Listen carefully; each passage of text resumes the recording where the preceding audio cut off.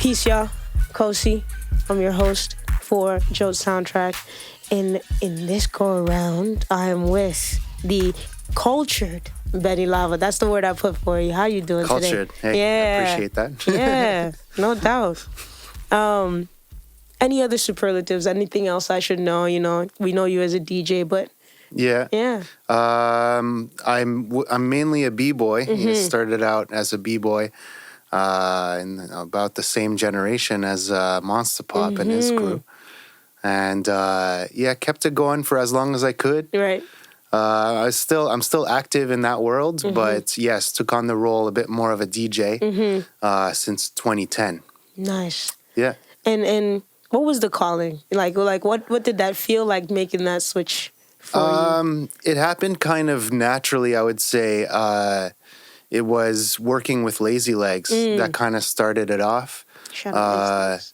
I was always into DJing, scratching. And one of my best buddies, when I started breaking, like in like '98, he started scratching during that time. He had some techniques at his place, and so we would go there every weekend and like exchange, I guess. Right. But working with Lazy Legs, he got me on a tour, and I essentially had to take on the role of the DJ for that tour. Nice. He was putting together an international crew of dancers with different abilities, I guess disabilities in some cases, and yeah, I became kind of the sound designer for their show. I love that. And then after that, in our scene, there was DJ Sndtrk. Right. DJ Sndtrk was the big deal for breaking in Montreal. And he had moved to Vancouver doing We Funk Radio. Right. There was still quite a few breaks DJs, but not that many that were still 100% involved with the breaking scene. Absolutely. There was one guy that came through, Nico Killa, after Sndtrk. He was holding it down for a couple of battles, but then moved back to France. I see. And at that time, that's where I was like, okay, well, someone has to take these jams to the next level. And yeah, I think that's beautiful. Sort of like you talked about, being a dancer yourself, and kind of we're always constantly trying to say, what does the scene need? And how can we fill it ourselves, or how can we propose something to fill it? So for you to be so in touch and tune me like, okay, Sndtrk, Nico Killa, all right, it's time. You know what I mean? And for you to offer yourself in that way, that's wonderful. Yeah, it just kind of the demand came in, and I cared a lot about jams. Yeah, for sure. I want people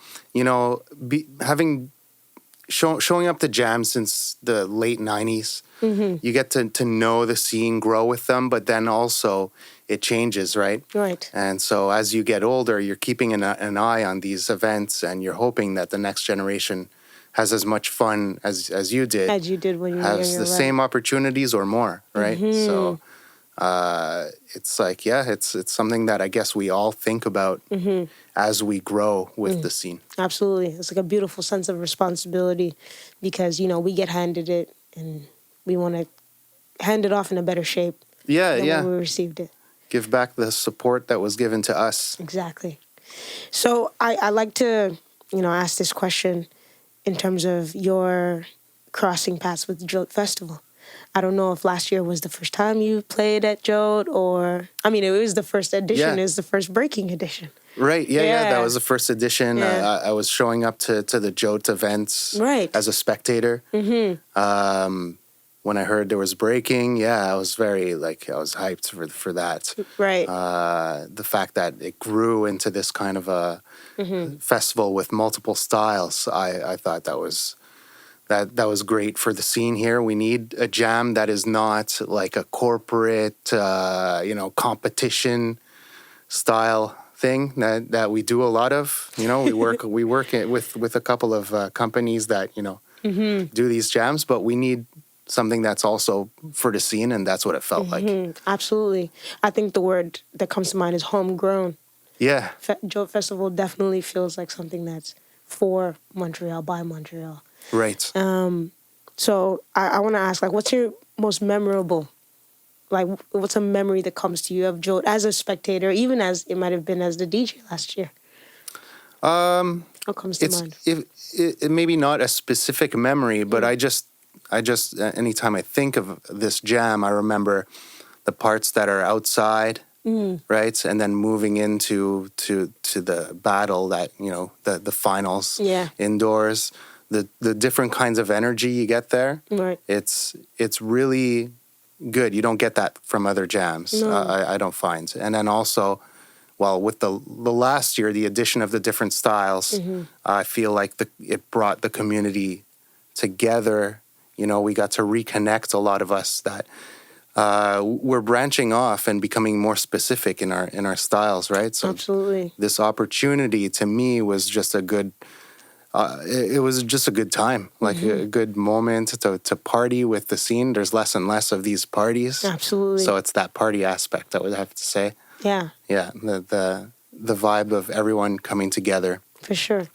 In the previous sort of conversation, we talked about how Joat Festivals feels like a benchmark for the whole city. It's like, where have we come from last year? What have we Right. done? How have we pushed, right? And then if you tack on that vibe, that celebration, Yeah. the things that come out are magical almost, right? Oh, yeah. It's like a great couple of days.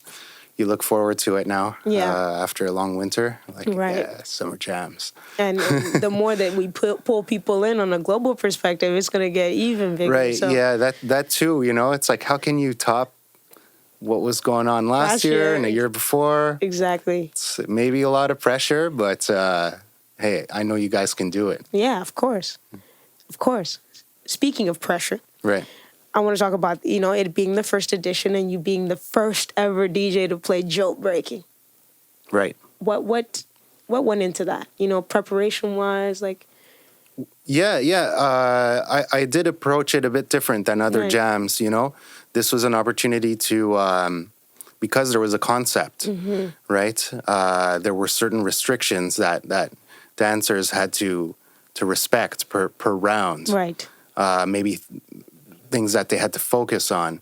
So for me, with the music, I really tried to think of each category that was presented to me and create opportunities for the dancers with either the lyrics of the song, Right. right? I remember there was one that was called Eye Contact, Yes. where the dancer had to really just not break eye contact with the other. Right. And so, there's a couple of digs there that I was searching for tracks that had to do with, staring or with, like there's one called, there's one break, In My Eyes. And, there's a few like, That's dope. yeah, I was just checking for also, parts with like choruses that had to do with stare downs, this and that. Nice. So for me, the digging for this jam is deeper than others. Absolutely. Maybe it doesn't translate as well the day of. You're like, I prepared for this, and then you have to kind of switch it up because nothing. It's not set in stone. You got to react to what's going on. But in that way, it makes it interesting for the DJs Right. to prepare for these kind of challenges. Absolutely. There's so many variables, but I think, we trust you. The dancers are meant to trust the DJs with whatever decision you make. And that's what makes kind of like this unique experience that's never going to happen again. I'm very fortunate to have this trust, I guess, Yeah. that I've been entrusted with this role. Absolutely. And just want to keep it coming. Of course. Of course. I want to talk about the finals, let's say. Yes, the finals. I remember. Two different perspectives, right? Right. Two different b-boys, with their history in breaking. What did you have those two songs premeditated, or the three songs premeditated? Or? Yeah, I'm trying to remember the tracks that I played there. Yes, I did. There was one thing about the final that I was not ready for. Okay. So I did have certain tracks ready for the categories that I thought they were going to be battling with. But then what caught me by surprise was when on the mic they chose their own category. Right. That didn't take me by surprise. I expected it, but then they threw out something that I like. What was it? Threading or something like that. You know, Was that JC it, Fresh? it was Mass. Mass. Okay. Yeah, Mass was like threading, and I was like, wait a minute. None of these categories are what what I was going to select from. So that kind of that's to be expected, right? Sometimes the selection, it comes really just last minute, or Absolutely. hopefully not, but random or whatever it is. So yeah, that kind of caught me off guard there. I remember that about the finals. Yeah. But I mean, it turned out that it was more hype because the dancers know best, right? He wanted to win, and he identified a category where he wanted to go. Yes. So that's part of the battle. That's part of the battle, part of the game. Shout outs to those two wonderful dancers. Good job. Mass, JC Fresh. Very powerful B-boys. I want to talk about then you producing for these specific people then. Like you Right. now it's past, okay, I have to pick a song for you. Now I have to actually make music that I think communicates the way you move. Right. Yes, that was a dope challenge. Right. Yeah, I appreciated that for sure. Like, so in terms of the variance, I played a little bit of JC Fresh's track at the beginning of the conversation. What goes into that? I had Hyatt talked a little bit about how you were very specific. You're like, no, it's not done. Right. I need this. I need that. Like, hey, I'm terrible with timelines, so I did my best to come in to deliver, but then yes, after the fact, upon review, you see more. You play it with the video, and you're like, okay. Not only that, but I don't know if I was supposed to, but I did consult the dancers okay. just with a quick question. You know what I mean? Like, not letting them know too much the beat, but yeah, to be like, yeah, what's a vibe you appreciate more? So I gave them some options, not options of beats, but options within the beat that I made. Like where would you like it to go? Where to go? Yeah, absolutely. yeah. So, wow. But yeah, preparing for them. I mean, I'm a huge fan of both dancers. They each have their unique kind of approach. Absolutely. And so that, it shows in their rounds. And so I already had an idea, just thinking about each one of them. Okay, this is the type of beat I want to make, for JC Fresh, or this one for Mass.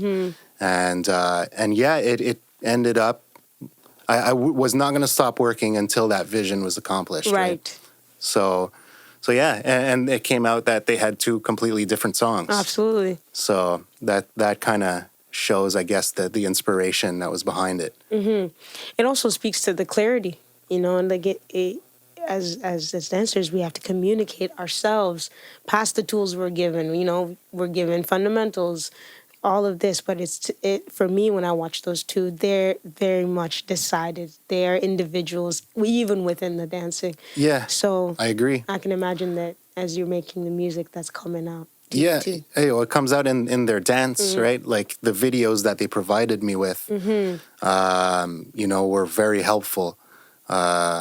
It's rare that I watch footage while making music. I'm usually just kind of focused on the screen. There I could take a step back and kind of, so the first thing I did was JC Fresh. His video was like really, really long and not long, but it had a lot of material. I see. And he displayed his how versatile he is. Exactly. But I saw him more as a foundational type in my head, like relying strongly on foundations. Therefore, his rounds, just keep on going, lots of steps. And so that influenced me in the selection right away of the drums that I wanted. And I also noticed that in his video, like it was silent, right? But I could just tell the rhythm of his dancing. He was probably practicing more on hip hop tracks, you know. I could tell from his like, and so that made me select something also that was like a little bit more slow, more of a more wanted to fit in with like Yeah. fast hip hop, you know, Right, like right. boom bap type So beats. like 90 to 110 beats per minute Yeah, sort of exactly. range. Yeah. Or like meant to be 95, but But sped up to can like sound so to nice. like almost 100. Right. Right. Totally. Which yeah. And for Mass, well, I also know his style very well, being from the same city. But I know he's a dynamic dancer. This is how I like to see what he does. There's flows and specific moments that he showcases. Absolutely. And also he's got a very like powerful energy to him when he Right. shows up to the floor. Right. He owns the room. Yeah. Yeah. The beat for him was more fast, more of a fast beat, and with like trying to create these moments as well within the music that a pause or very specific ways to showcase that big move. Absolutely. Like snapshots within the music as well. Yeah. Absolutely. That's wonderful. Yeah. So Now, I very much enjoy hearing back the musician's thought process, like as a dancer, because we spoke with Shashu and we were trying to get to the root of the fact that for me, or even with Jungle, we talked about how as a dancer, I'm trying to understand what it takes to make the music so that when I hear it, I don't take it for granted. right. So these moments allow me, and I'm sure whoever is watching, our viewers, to kind of consolidate all of that information and to really know, take in the music. To know the background, right, Yes. of everything, it creates opportunities, and like it adds to the dance. Absolutely. That's what I like to think. Like you know where a drum loop is from, or just any kind of information can lead to you doing something in your rounds that's more connected. Exactly. Which leads me to probably one of our last questions. I'm getting the eyes, maybe? Yes, no? No, not at all. All right. Sampling, right? Yes. Is this something you practice? Is this something you do?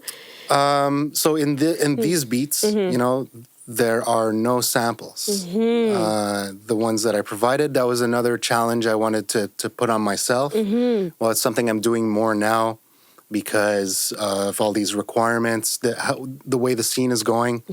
For people want their videos posted afterwards, authors, rights, and then a lot of the breaking community. That's it. Since it's going to the Olympics, there's just got to be lots of music that people can dance to. Absolutely. So I challenge myself there. I usually do sample, and that's usually how I start out.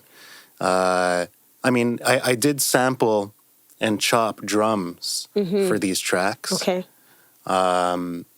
But outside of that, there was really nothing. It was guitar, creation. mostly guitar as a bass, and those drums being played off the MPC. Absolutely. Yeah. Can I know where you sampled the drums from? Yes. Well, so in the breaks that I make while buying stuff on Bandcamp, Absolutely. Okay.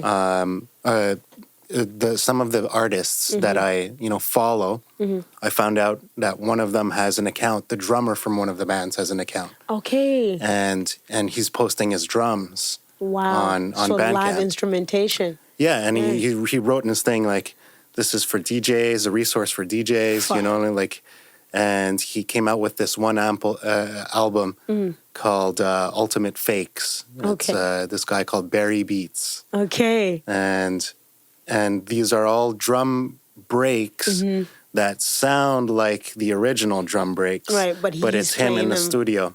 That's lovely. So I start off with some of these resources. There's a few others too that I actively follow now, drummers. So now I'm following drummers and checking for who's got the best sounds, chop them up, and become a drummer myself. For sure. Yeah. Wow. I think that's huge for anybody who's, seeking to get their hands into music, to know that there are these resources for you to, and you don't have to go and dig and learn how to like rip off a vinyl, or you know what I mean? I Yeah. mean, you should. Yeah, yeah. It's to me, if I were to show someone, the first thing I'll do is say, okay, let's listen to some records Absolutely. and chop them up. And even if that chop is not going to be like in your beat at the end, it got you started with a structure. For you know? sure. And if it is, then that's dope too. Like I most of the music that I listen to for my own musical enjoyment is sample-based music. Absolutely. And I think there's something about the nostalgia of sampling as well. Like, it takes you back to a time, you Yeah. know. Okay. To finish off, I want to ask you, like, a two-pronged question. What's some music that, like, you remember from when you first started breaking that you don't think that you would love to share, or, like, something that a Music musician... from when I started. Oh man, questions about like tracks and stuff. I'm like, I get completely lost there. No, But that... obviously, Yeah. what pulled me into breaking was the Beastie Boys. The a couple of their albums actually. But at first, I wasn't initially into hip hop in the early days of high school or junior high. I was listening to Rage Against the Machine and, a lot of like alternative music. Right. And then the Beastie Boys was kind of like, came in the mix. And I appreciated the sampling they were doing, right? That flute loop song. It kind of got me going, like, what is this music? I want to find more artists like that. Pulls you in, right. Yeah, and so it was a gateway, I guess, But also, in those days I was, learning to break. I always had like this physical need to spin and flip and so breaking became a thing. And so I needed to learn about the music. For sure. The Beastie Boys was kind of like, there's a couple of tracks from them that are still used to this day to battle. So it was a proper, direction compared to some other stuff I was kind of like listening to. You know what I mean? Yeah. Yeah. No, I think it's valuable for anyone to hear that our inlets to hip hop doesn't, like, as hip hop dancers or anybody who engages with hip hop doesn't mean you listen to hip hop and rap 100% of the time. Like, hearing that you listen to Rage Against the Machine, it could inspire somebody to be like, okay, well, my music taste is actually quite different, but I can still find a way into this music. And it's for most of us, it's dance and then backwards.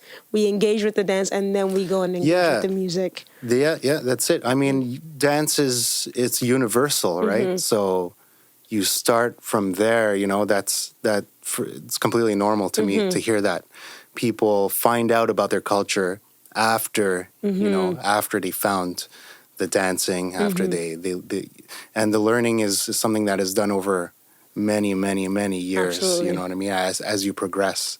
For sure. But I have to mention a second group that was very important was Kool and the Gang. I remember on the radio I would record radio shows, and there was I don't remember which channel it was, one of the university channels, so like 90.3. And Kool and the Gang came on, all this like, and they played like a full album from them, and so I just recorded it. And some of those, that was the kind of first time that I found a musical genre that like nobody else in my friend circle was listening to, and I was like, this is the music. Like there's something about these grooves that are, it's just what I need. Absolutely. So to me, it was important because it was one of the tracks, one of the albums that, like, it was completely not cool. You know what I mean? I just decided on my own, like, this is dope music. Of course. And so it was important to me for maybe that was the entrance into DJing. For sure. I think, as we engage with the culture at large, there is a defiance sometimes. We're like, all right, well, y'all don't want to listen to this? I think it's cool. I'm going to do it. and then somehow, somewhere, that becomes the normal, and it repeats itself. But that being said, Benny, thank you so much for being here. On behalf of myself and Joat Sndtrk, we appreciate your time and effort.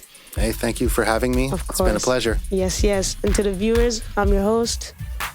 Peace.